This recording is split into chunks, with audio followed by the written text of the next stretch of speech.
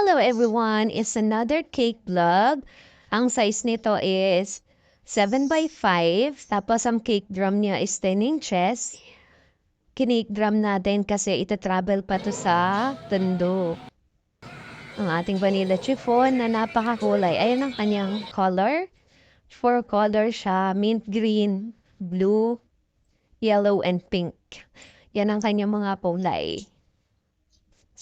So, yung nag-order nung last na gold cake, yun. Sila din yung nag-order sa atin. Kita niya ata or what. Pero sila yung nag-pick up ng ating cake ngayon lang. So, thank you sa pag-pick up. Pumunta sila dyan sa may malapit na lang kasi wala yung kasama kong magdi-deliver sa Maylias. Kaya pumasok na sila ng sao. So, thank you ma'am sa pag-order ulit. So, ayan, makinis na siya. Linisin na natin ang cake board. Tapos, ayan yung ating drip. Nung una, medyo mabagal yung pag-drip niya. Kaya, binago ko siya dyan. Inayos ko pa yung ating chocolate. Kaya, mapapansin nyo, hindi pa siya nag-i-start ulit. So, ayan na siya. Perfect na yung pag-drip niya, diba? Sobrang bilis.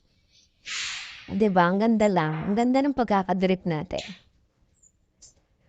So, ayan, lagyan lang natin chocolate sa gilid bago natin ilagay yung mga design niya. Sinusukat ko pa yung spacing. Kakasya yung 4 na ganun. Kasi 4 na follower nga siya, diba? So, ayan siya. O, diba napakakulay ng ating cake? Kasi ito ay Candyland cake.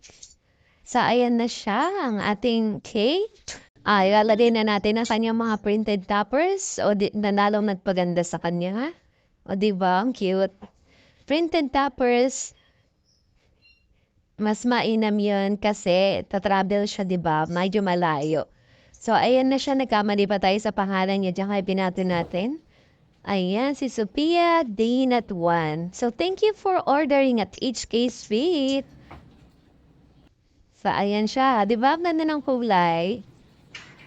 Thank you for watching.